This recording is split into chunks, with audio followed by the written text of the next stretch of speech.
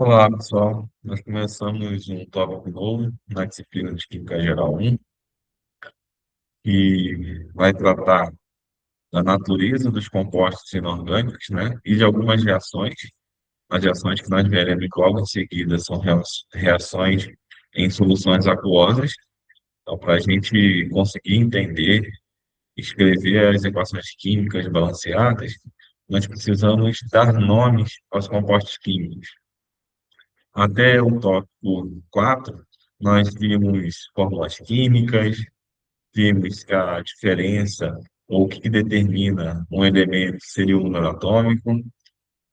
Então, nós vimos a tabela periódica, vimos que a tendência de metais era perder elétrons, a tendência de metais era de ganhar elétrons. Vimos a combinação desses átomos para formarem ligações químicas e compostos químicos. Classificamos os compostos químicos, né? Substâncias puras, tanto compostas como simples, e também vimos misturas. Então, a gente já teve uma introdução muito boa sobre o que é átomo, moléculas e coisas relacionadas. Na aula de hoje, o objetivo é que vocês comecem a dar nomes apenas em olhar a fórmula molecular. Então, você vai olhar a fórmula molecular e eu quero que vocês façam esse exercício de olhar e já dar um nome para ele. É muito importante, no laboratório de química, vocês saibam identificar as substâncias. Então, digamos que seria uma etapa fundamental. E é muito interessante, então, que vocês estudem muito afinco esse tópico, a fim de que vocês consigam identificar qual é o composto pela fórmula química, tá bom? Tem dois caminhos diferentes que nós faremos isso. A gente vai primeiro por um caminho tradicional, que é classificando alguns compostos inorgânicos em classes diferentes, e depois a gente vai seguir o caminho do nosso livro COTS, que é o livro base, que separa os compostos em compostos iônicos e compostos moleculares e dá uma nomenclatura a partir disso. Só relembrando rapidinho, e é importante também que a gente consiga calcular o número de oxidação. Esses primeiros dois grupos, essas primeiras colunas, são dos metais alcalinos e alcalinos terrosos, e a tendência deles, como a gente já tinha visto, era de Doppler elétrons, e aqui a gente vai considerar que sinóis deles, quando eles estão combinados com os ametais, serão fixos. Então, sempre que eu tiver esse ametal combinado com um ametal, ele vai ter um NOx mais um. Então, todos esses aqui desse grupo têm um NOx mais um. Da segunda coluna, todos eles, a princípio, tirando o berílio, devem apresentar esse NOx mais um, combinando com metal. Porque tirando o berílio, a gente vai ver depois em propriedades periódicas que esses primeiros elementos, eles podem ter alguma flutuação com respeito às propriedades, tá bom? A tendência de metal, de fato, é doar elétrons, e essa tendência vai aumentando à medida que a gente vai descendo nessas linhas na tabela periódica. A gente vai ver com mais detalhes isso em inorgânico, tá? Nesse primeiro momento, então, primeira coluna e segunda, NOx fixo, mais um, mais dois. Lá do outro lado, na 6A e na 7A, nós também vamos ter esses NOx fixos, menos 2 e menos um, tá? Observe que aqui para baixo, esse comportamento ele vai mudando ou pra, tanto para o grupo 6, grupo 5, grupo 4, e vai aumentando o caráter metálico. Então, assim, essa tendência de ganhar elétrons, ela vai sendo, entre aspas, dividida ou tem um comportamento irregular nesse sentido, tá? Mas para oxigênio, enxofre, inox, que a gente vai trabalhar em compostos iônicos, de uma maneira geral, vai ser menos 2. Para flúor, cloro, bromo e iodo, o NOx vai ser menos 1, tá bom? Agora, para esses outros aqui do meio, nós temos NOx que são variáveis. Por exemplo, o ferro, ele pode ter tanto NOx mais 2 quanto mais 3. Cobalto pode ser tanto mais 3 quanto mais 2. Cobre pode ser tanto mais um quanto mais 2, né? Temos alguns NOx variáveis aqui no meio. Isso porque esses elétrons estão presentes em orbitais D, também vai ser tópico de outra disciplina. E aí, esses arranjos diferentes devido à perda de elétrons pode gerar uma configuração que seja estável. E aí eu posso ter mais de um estado de oxidação. A gente vai ver com isso mais detalhes também na inorgânica. Aqui do outro lado, a gente também tem alguns elementos que aparecem com, é comum de aparecerem, por exemplo, alumínio, 3+, também temos a prata, mais, que é muito comum de aparecer, principalmente quando a gente fala de reações de precipitação, a gente vai ver bastante a prata. Então, a gente vai explorar esses elementos de transição, a gente não vai explorar tanto na disciplina, tá? A gente vai ver os compostos praticamente até o quarto período. São os elementos que a gente vai trabalhar na química geral. Bem, você sabe quais são as funções inorgânicas?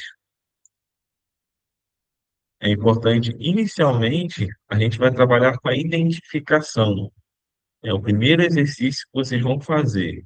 Olhar a fórmula e tentar identificar a qual função esse composto pertence. Então, vamos lá. Oxigênio. Como é que eu identifico um óxido? A partir da combinação de um elemento com um oxigênio. Então, um composto binário, em que um deles é o oxigênio, que é vai ser o átomo mais eletronegativo, com NOx -2. Esse vai ser o óxido. Por que que eu estou frisando que, além de ser um composto binário, onde o oxigênio é o mais eletronegativo, ele tem que ter o NOx -2? Isso porque existem outros compostos, como o peróxido e superóxido, que o NOx do oxigênio, apesar dele ser o mais eletronegativo, ele não vai ser -2, tá bom? Mas para ser óxido, o oxigênio está com esse número de oxidação -2. O ácido, para a gente classificar o ácido, ou para a gente identificar, existem vários conceitos. Ácido básico que a gente vai ver em reações de neutralização, mas de forma geral são compostos que liberam íons H+. Então, quando você tem uma estrutura de um ácido, você quer identificar, ele obrigatoriamente vai ter hidrogênio.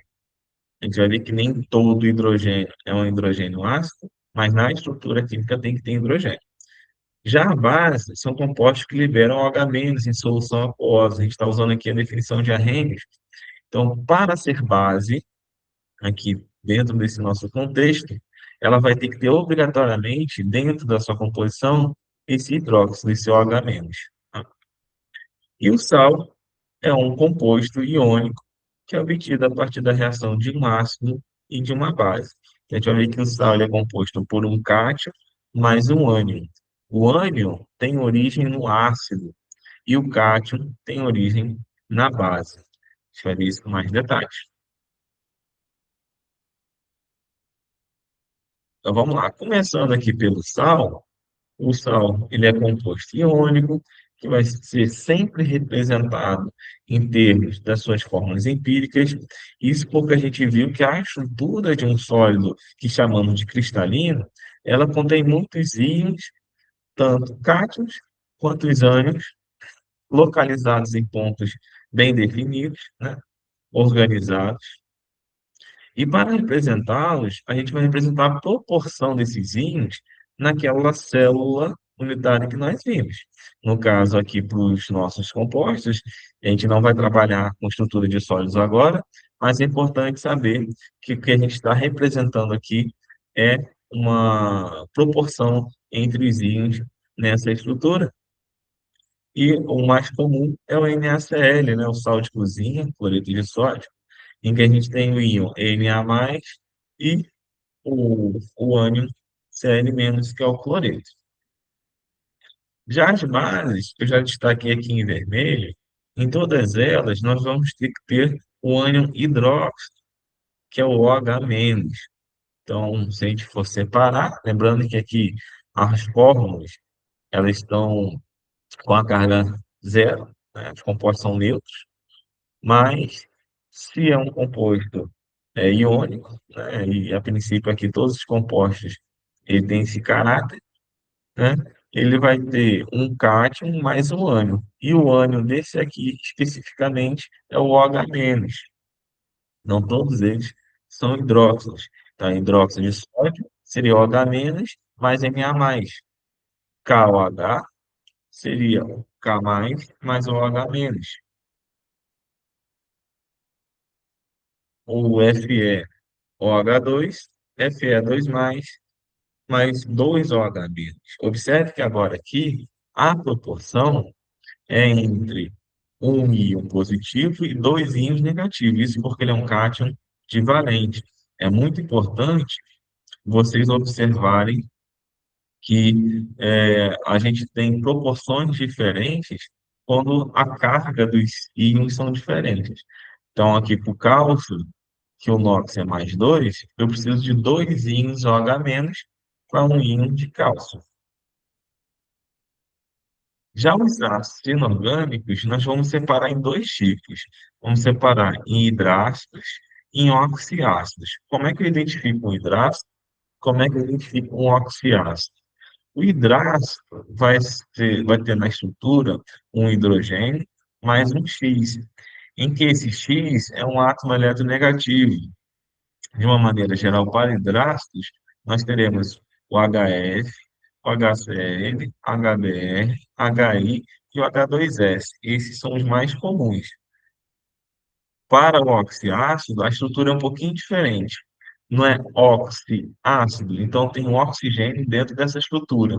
Então, além do hidrogênio e desse A metal, que é o X, nós vamos ter o oxigênio também formando a fórmula desse composto, ou desses compostos.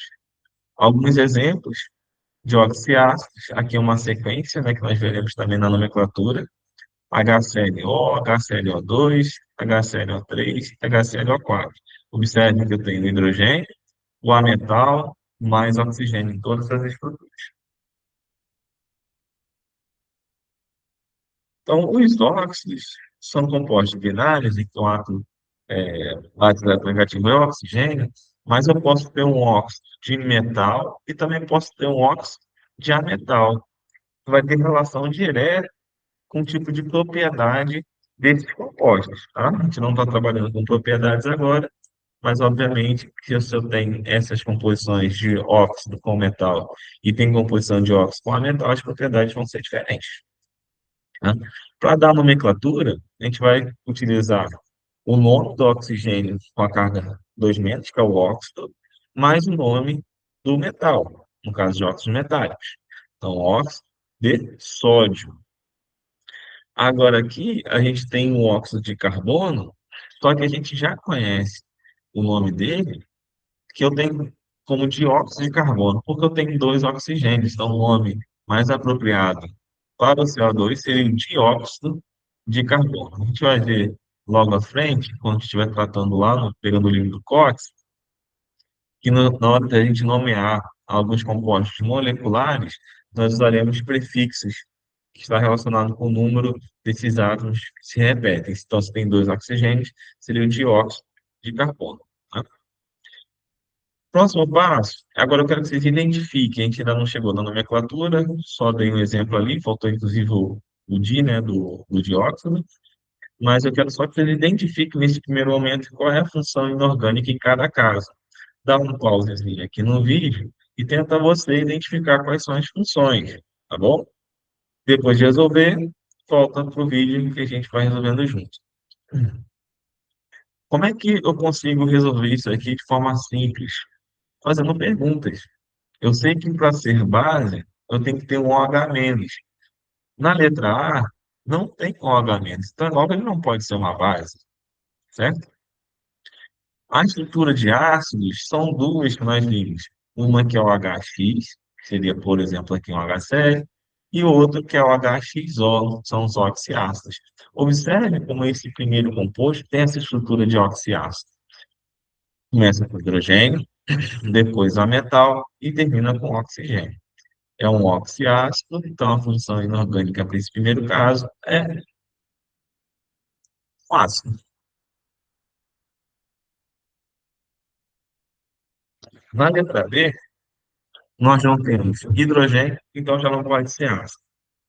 Nós não temos OH, então não pode ser base.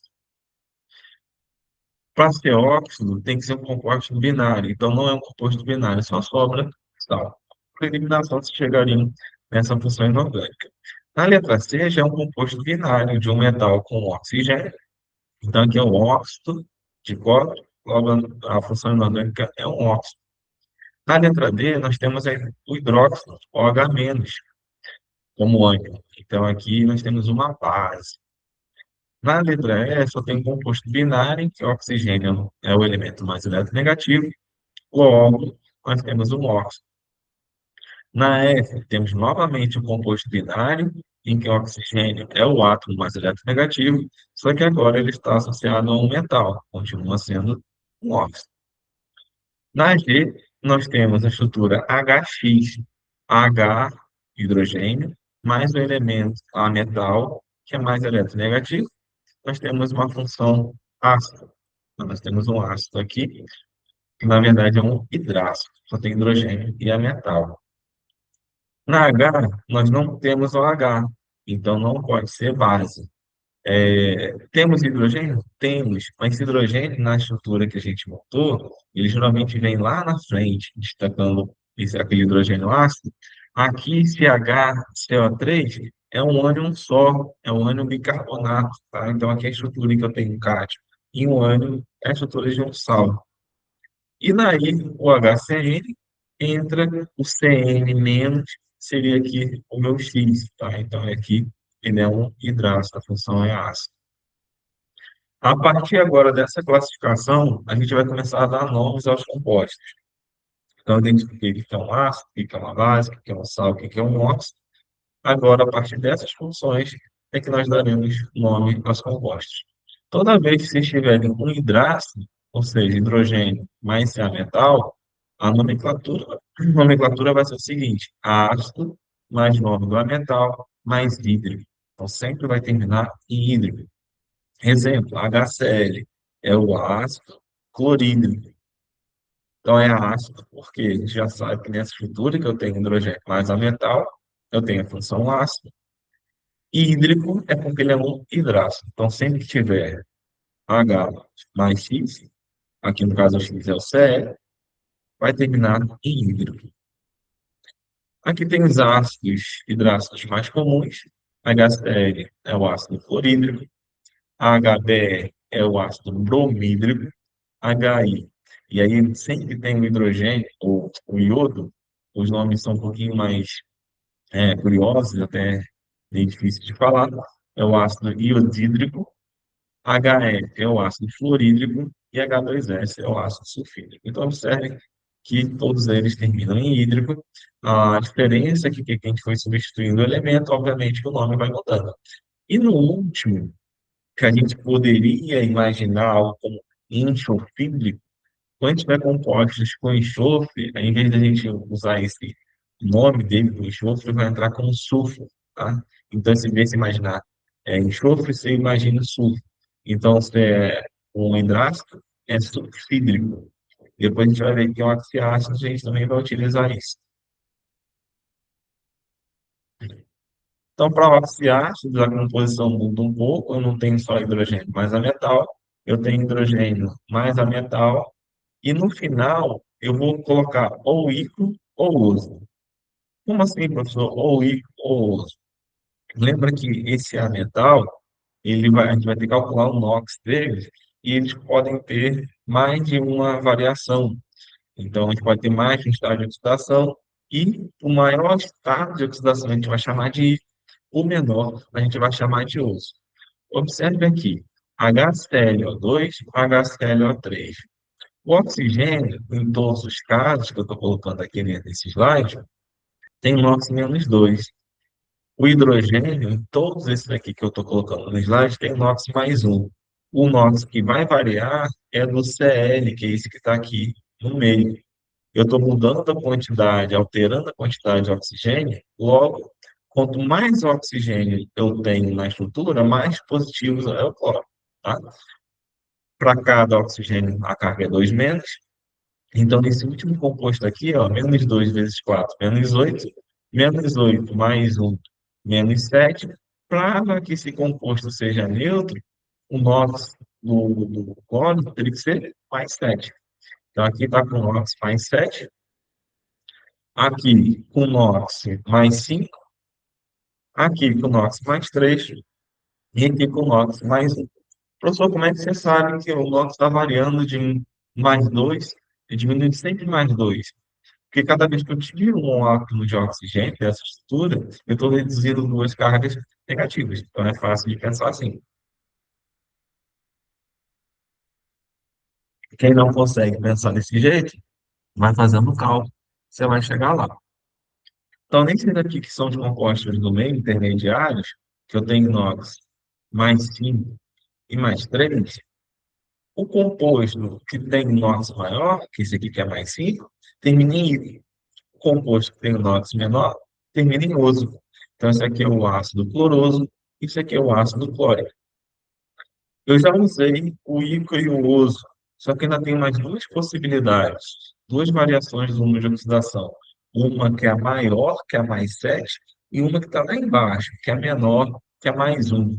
A que tiver maior, que é o mais 7, além de ter o ícaro no final, a gente vai colocar o per na frente. Então, ácido perclórico.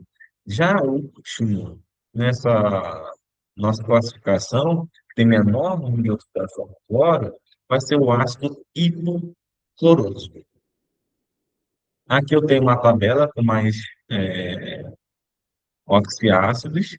Observe que aqui nessa variação é muito comum a gente trabalhar com ácido nítrico, mas também existe o ácido nitroso.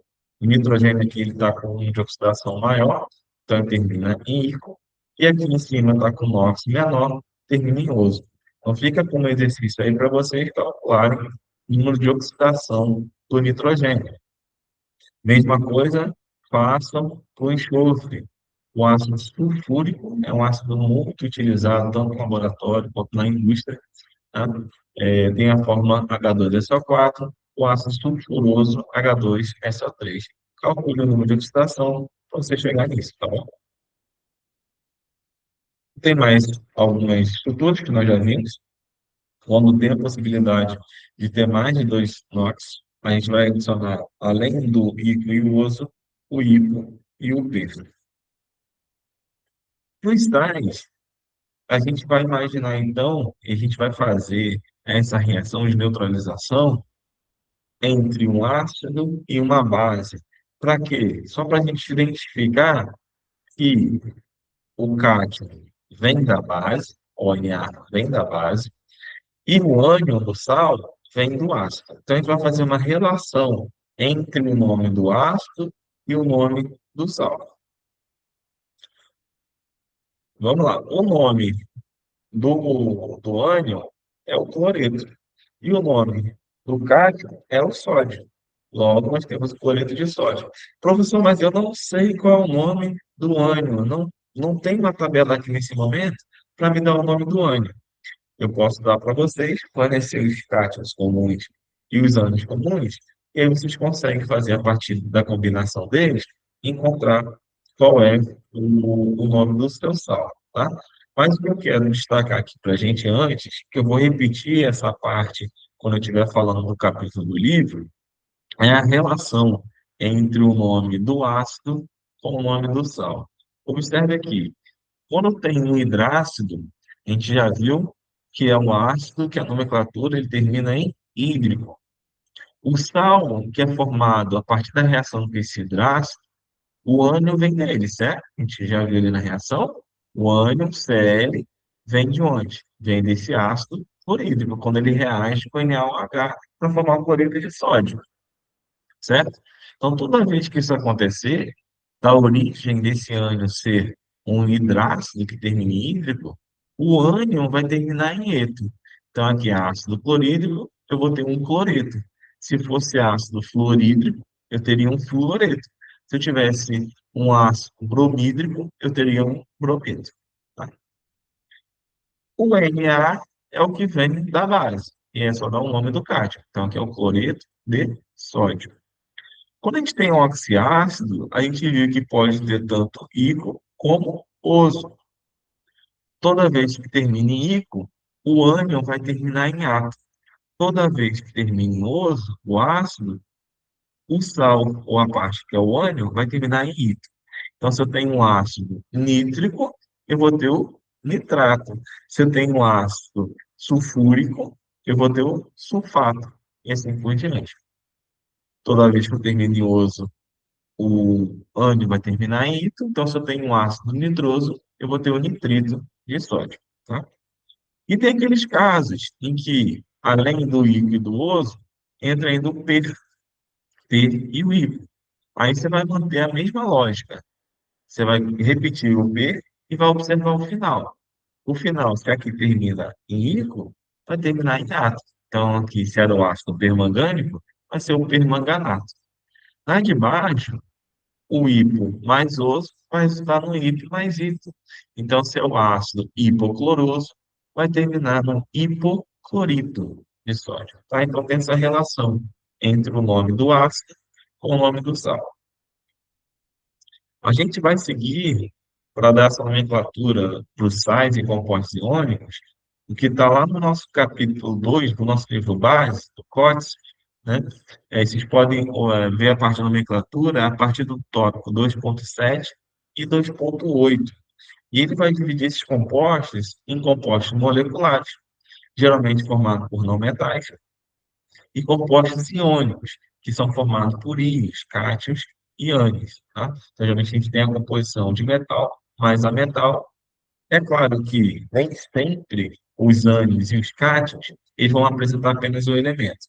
A gente está trabalhando nesse primeiro momento aqui, em boa parte dos casos, em que eu tenho um cátion, que é apenas composto por um elemento, então ele vai ser monoatômico, mas também temos cátions poliatômicos, que tem mais de um átomo, que seria o caso do íon amônio, NH4+.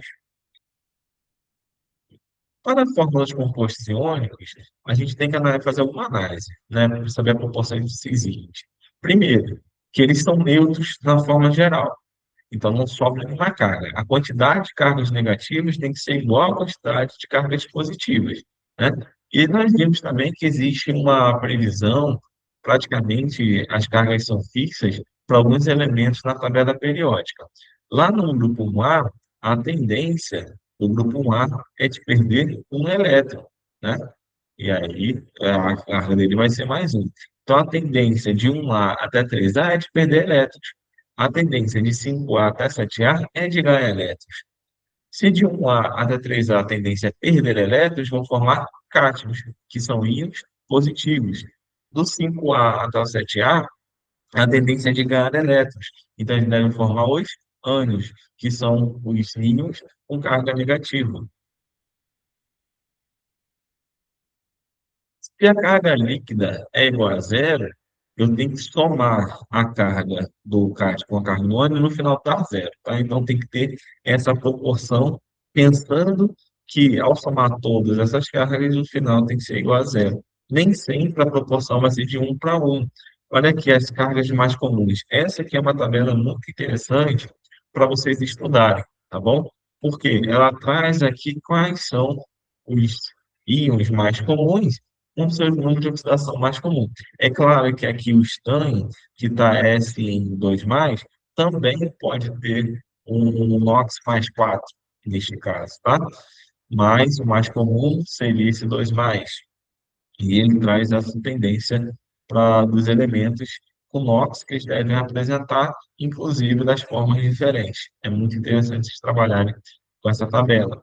Esses são os mais comuns: cromo mais 2 mais 3, ferro mais 2 mais 3. O manganês pode ter uma variação grande também, tá? De mais 7, mais 2, mais 5.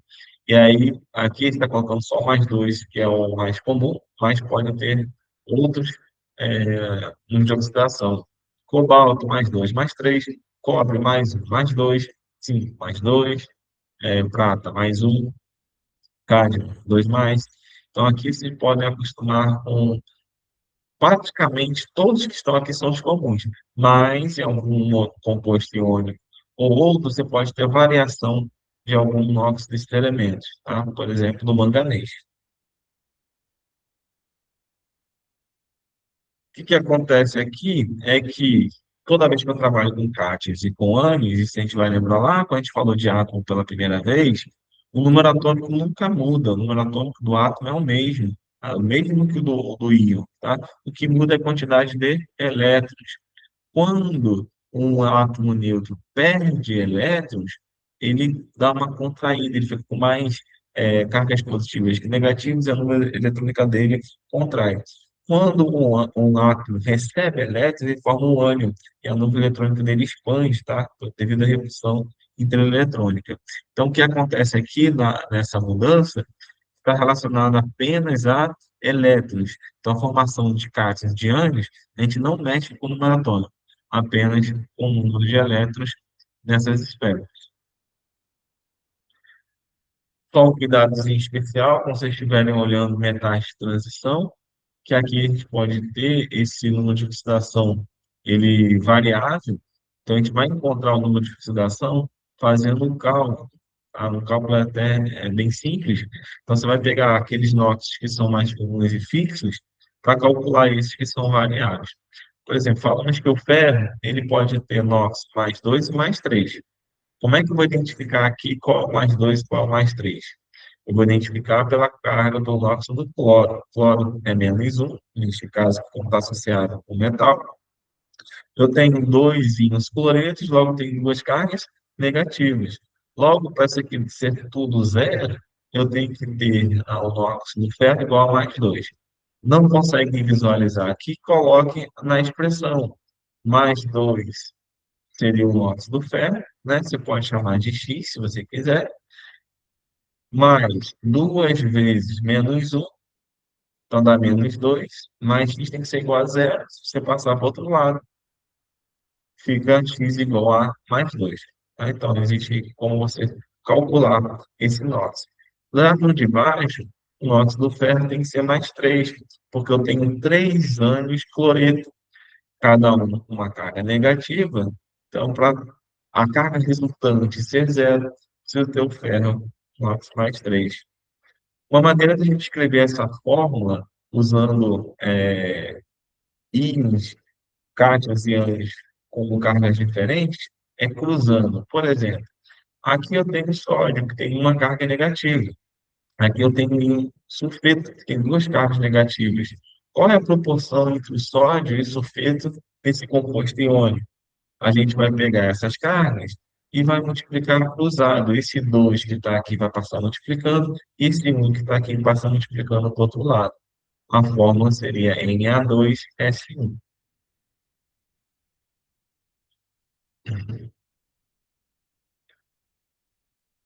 Pronto. Agora, para vocês praticarem, vocês vão procurar qual é a fórmula do brometo e qual é a forma ou qual é o símbolo do sódio. Primeira coisa, encontra o bromo e o sódio. Você vai ver que o sódio está lá na primeira coluna, logo a tendência dele é perder um elétron, o NOx mais um. O bromo está na 7A, a tendência é de ganhar um elétron, então esse bromo vai formar um ânion. Eu vou ter o cátion sódio mais um ânion brometo, eu vou ter o NaBr. Tá? Vocês podem fazer todas essas combinações pegando os NOx mais comuns. O oxigênio 2 menos, aqui o sódio mais, então tem que ter 2 de sódio para um de óxido, e se faz essas proporções para todos eles. Observe que o alumínio é 3 mais, cloreto tem uma carga negativa, eu preciso de 3 cloretos para um íon de alumínio 3 mais.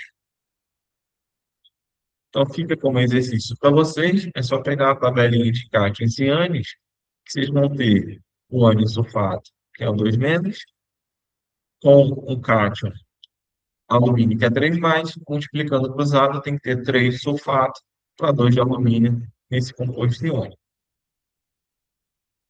Já os compostos moleculares, e aí são formados por metais, a gente vai ter que identificar, a partir de um prefixo, a quantidade desses átomos em cada um desses compostos. Então, quando eu tenho apenas um átomo, entra com o prefixo mono. Quando eu tenho dois átomos, entra com o prefixo di. Quando eu tenho três átomos, prefixo tri.